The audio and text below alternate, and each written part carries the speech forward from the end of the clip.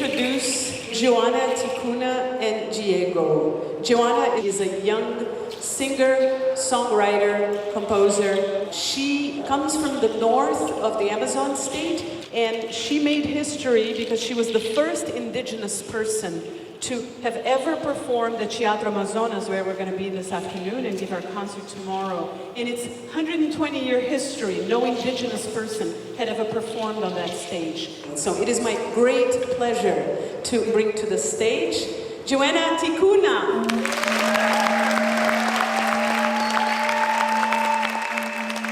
We're all MIT musicians. We're here for 9 days to build connection with the people here, to understand their way of life, working with indigenous people, understanding the importance of the Amazon to the whole world.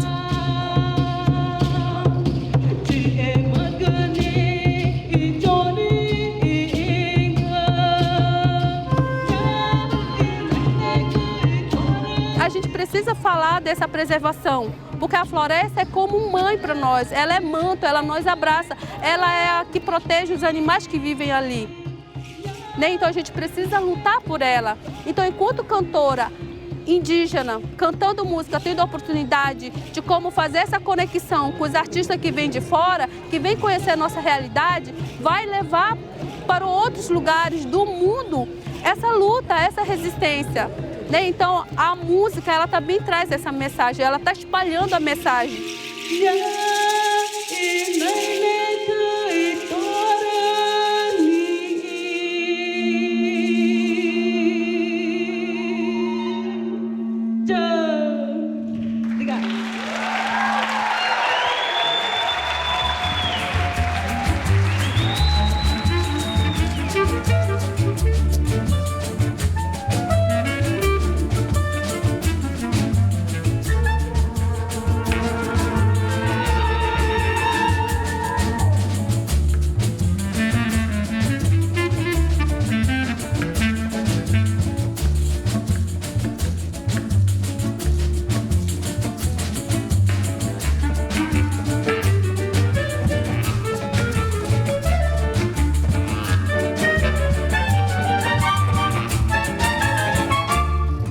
There's going to be a huge concert, like the jazz band, the vocal jazz ensemble, wind ensemble. The Indigenous group are all going to perform separately and then together.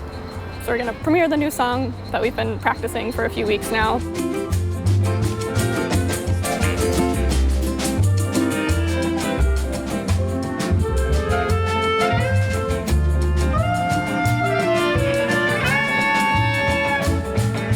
We're going to the Amazon with 75 students.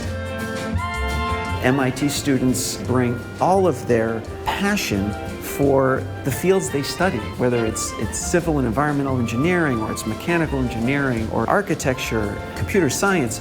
They bring all of that fused with their passion for music.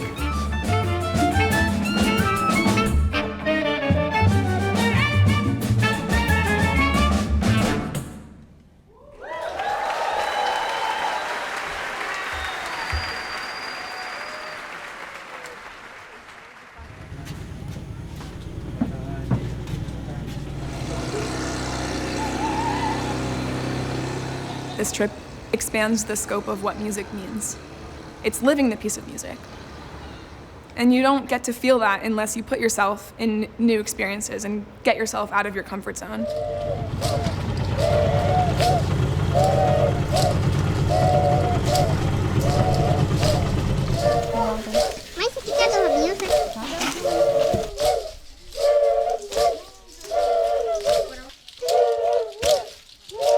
Estamos aqui nessa luta há mais de 15, 25 anos, né? Meu pai, vice-cacique, né?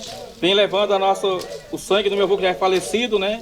E chegou até mim hoje, eu sou o filho mais velho, né? Estou nessa peleja aqui para não deixar morrer a nossa cultura. So it was first my grandfather, then my father was the chief, and now I am the chief of this tribe, trying to make everybody working hard to keep our culture and not let it die. That's how they usually interact with other tribes, so they do welcoming rituals. And so they treated us like another tribe. And seeing that they were inclusive, welcoming us into their community was a very nice experience.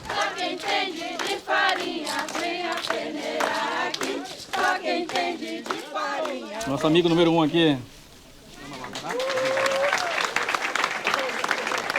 What they gave me as a gift, we call pera. It's basically a bag. When we are in the jungle, we take this palm leaves and we weave it so that we are able to carry things. Normally we take a vine and then we use this tie here and make a backpack so we can carry. When we are hunting, we get an animal or we collect fruits. And in this case, the pera that was given to me has some tucumã inside. Tucumã is a fruit from that palm tree that has lots of beta carotene. Tudo é muito incrível para nós, porque a vida de vocês é tão diferente da nossa vida nos Estados Unidos. Agradecemos porque vocês são super abertas também. Vocês estão, compartilhando a cultura. Obrigada! Obrigada! Que fofinha!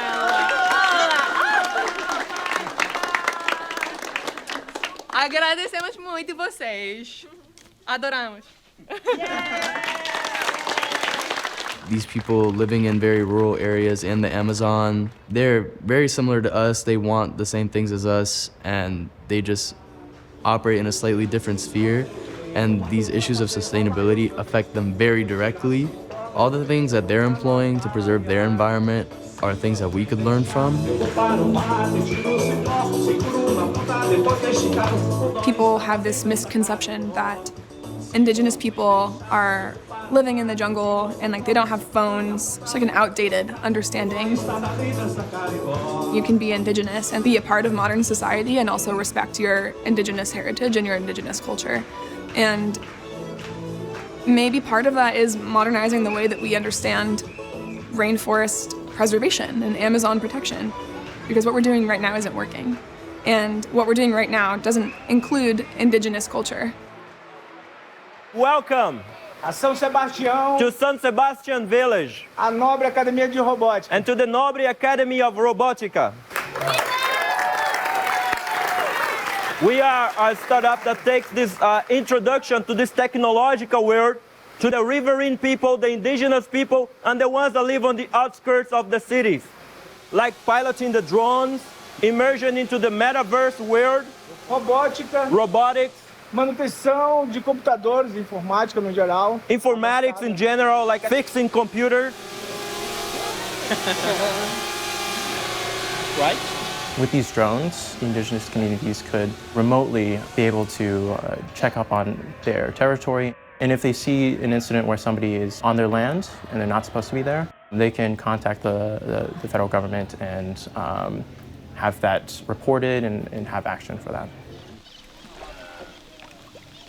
A teacher at the Nobre Academy had made this raft as part of his master's project to track different parameters of the water. The changes in temperatures greatly affects the biodiversity within the river itself, and many fish can die if the temperature gets too hot. So they want to collect data on the temperature of the river in different regions, so in different depths and also different areas of the river. And the technology that they need for that is simple Arduino sensors that we find littered around hallways of MIT. So they're looking to get that material as well as solar panels in order to preserve the biodiversity in a preemptive manner. Esse cenário é o que a gente tem aqui, sem energia, sem internet, e aí a gente tem que construir equipamento com cenário inóspito. So he's saying, welcome to the jungle. No, kidding. So every design that you think for the Amazon, you have to first think about the conditions, about the environment, hostile environment with no electricity, with no communication. So everything has to be prepared, because if you don't think about those little things, that might be not something to think about when you live in the city, then your project is not going to work. Passarinho quis pousar, não deu, voou, porque o tiro partiu, mas não pegou. Passarinho me conta então, me diz, por que eu também não fui feliz? Me diz o que eu faço da paixão, que me devora o coração, que me devora o coração. Being able to actually be in a boat, you can't go anywhere else, and feel the river and feel the wind and look at all the little birds and butterflies floating by. That's actually inspiring me and giving me the mental headspace to kind of reconnect with my creative side that's been squashed a little bit by midterms.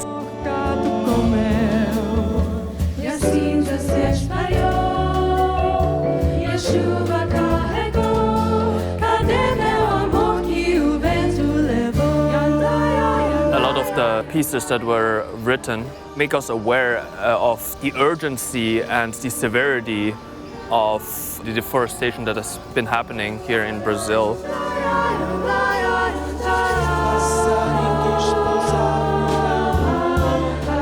Passarinho means the bird, and it's about the land that's been burned, and where would these birds go if there's no more land, if all the trees are gone, if the river has dried.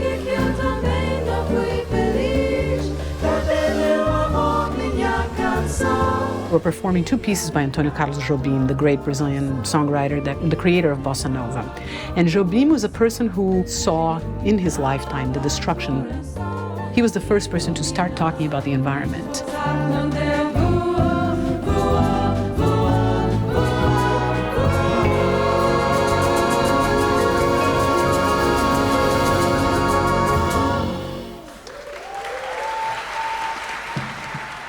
Asa Branca, is by the great Luiz Gonzaga, is really a hymn in Brazil. Every Brazilian knows this song.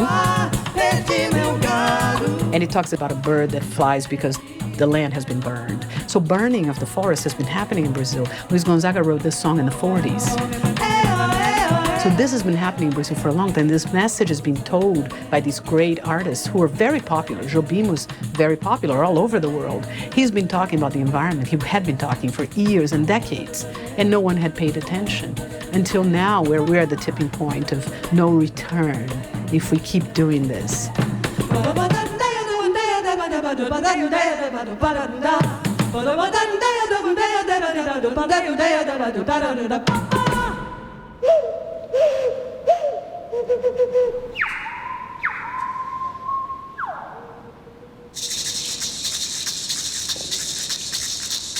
É um prazer muito grande receber vocês aqui na Amazônia e que os povos da Amazônia precisam de muito apoio daqueles que querem ajudar a proteger a floresta. Porque a floresta é importante não só para os povos indígenas e para os povos amazônicos. As mudanças climáticas não atingem só Manaus, também atingem Massachusetts e qualquer outra parte do mundo. Então, por isso que juntos nós somos a floresta.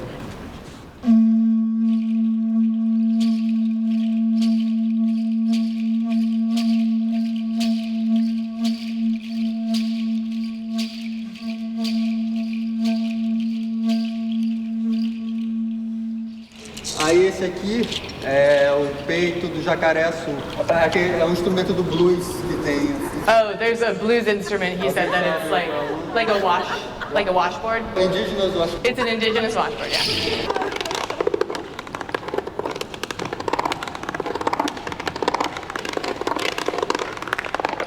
Because I asked if they killed it, if they were gonna, for food or whatever, and she said no. They found in their community a child playing with, I guess, a dead jacaré.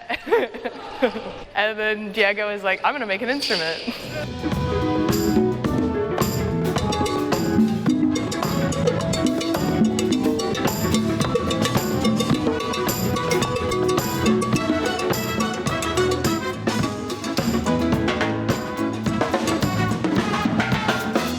I'm actually really excited for tonight when we get to interact with the Amazonas Jazz Band. Here's the plan. We're going to go on the stage and listen to them play polka, and then we're going to join them. At first, we thought we were just going to have kind of a clinic with them, and they were going to show us some of their songs, just sitting on a rehearsal, and then shortly before we found out, no, you're actually playing in the concert with them, so that kind of shifted. After Favela, we played polka. Then I'll call in the whole bunch, the Boston Pops, right?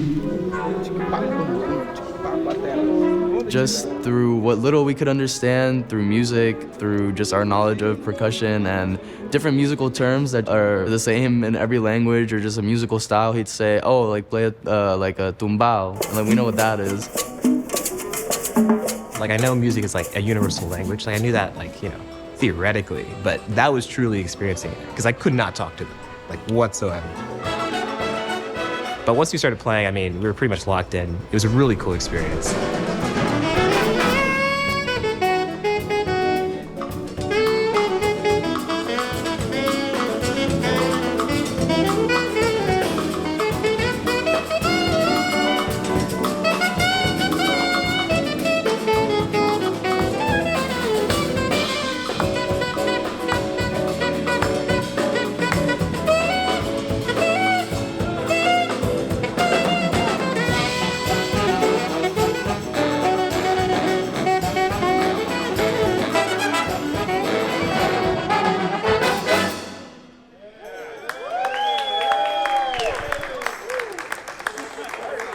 Happy that you played this music. Thanks for coming.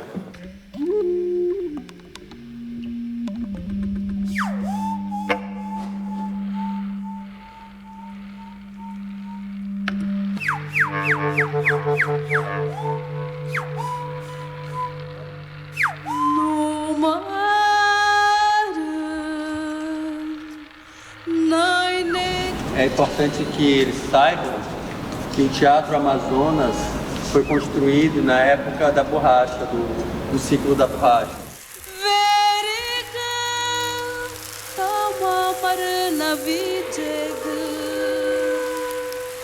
This opera house was built with money made from the rubber boom, and the money from the rubber boom was made with slave labor from indigenous communities. It killed tens of thousands of indigenous people via disease and also horrifying labor practices.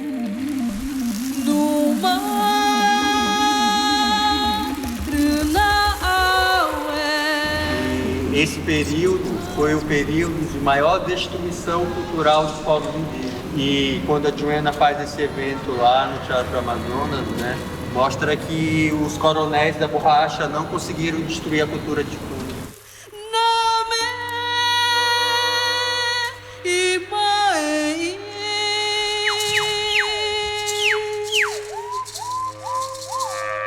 A gente poderia aqui estar falando história de luta, de resistência, porque a gente produziu e a gente mostra isso através da música. A música faz essa conexão, a música é cura, a música é luta. Por isso eu estou aqui com vocês hoje, transmitindo essa mensagem de resistência, que essa mensagem, que esse semente possa se espalhar mais ainda.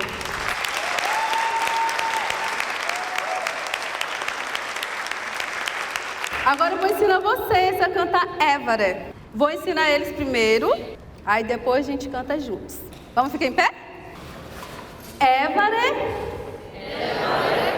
Tatim. Utã.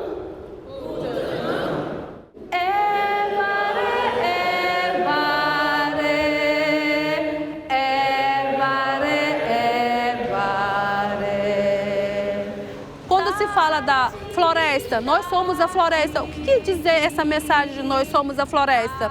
Eu quero espalhar essa mensagem dizendo que a gente precisa se conscientizar, a gente precisa conhecer o nosso lugar.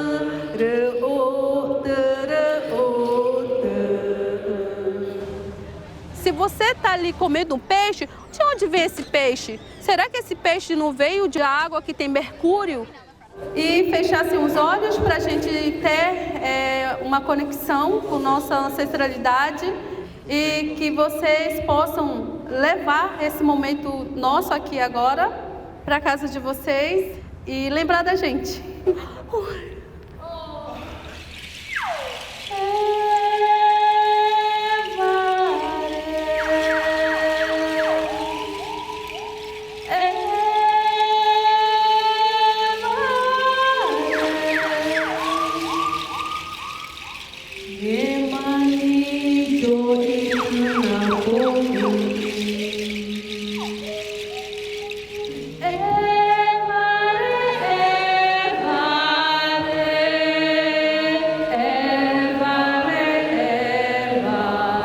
her music and her art is not just an expression of herself, but of the entire people that she tries to represent. She is a voice to the voiceless.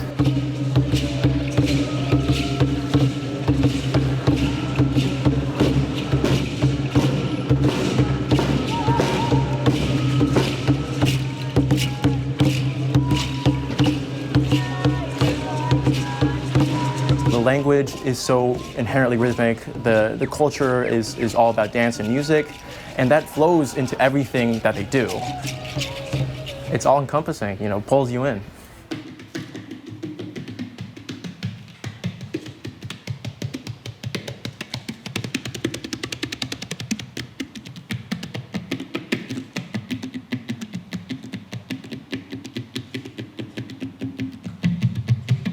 Nasci no interior do Amazonas, na beira da floresta, e assim a minha formação musical, ela se deu ouvindo diariamente, todas as horas do dia e da noite.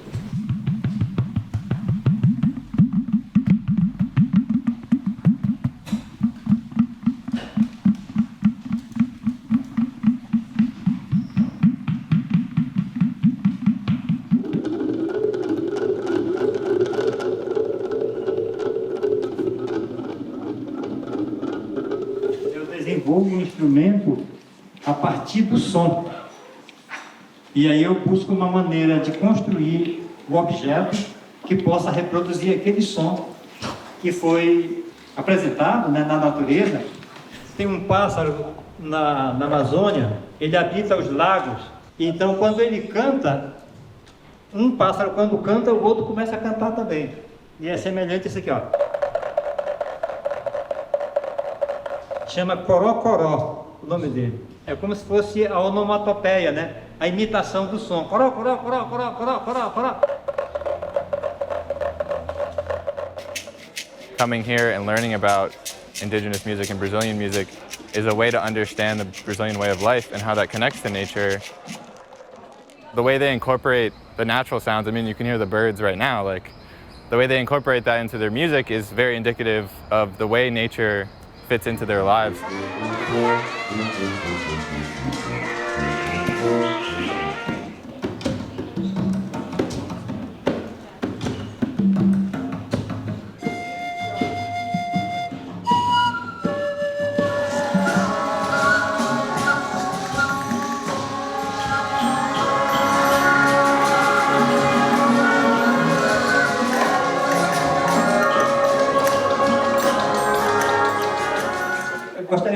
Gostaria de dizer que para mim é uma alegria muito significativa. É uma honra. Vocês têm uma boa energia e estou engrandecido.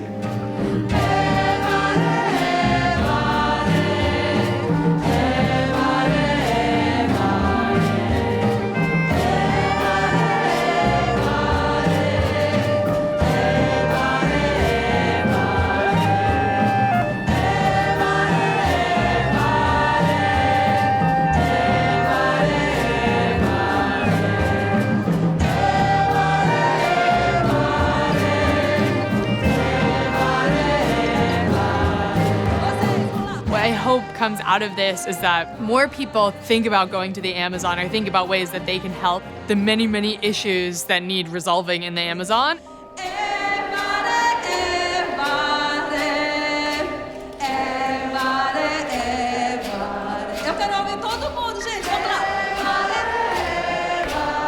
Hopefully, not only me, but also my colleagues will find a way to give back to these people that have embraced us with so much generosity and kindness.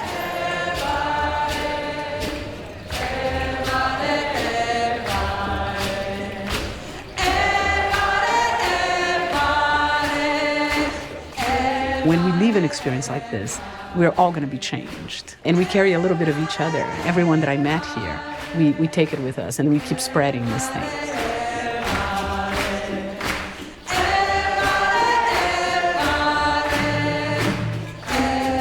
Art is a means for communication. We use art to tell stories. We use art to win hearts over. It's a means of becoming more empathetic with other people.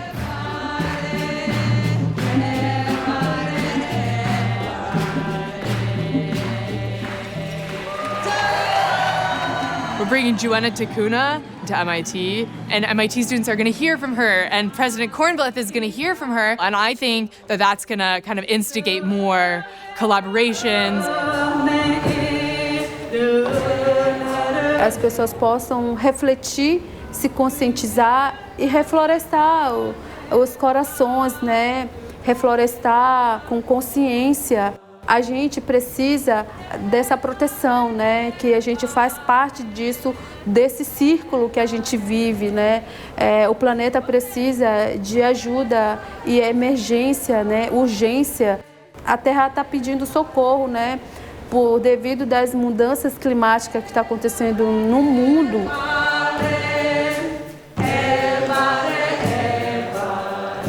Né? Então, acho que também a música faz isso, né? Ela traz essa mensagem e eu estou ecoando a minha voz aqui enquanto artista indígena.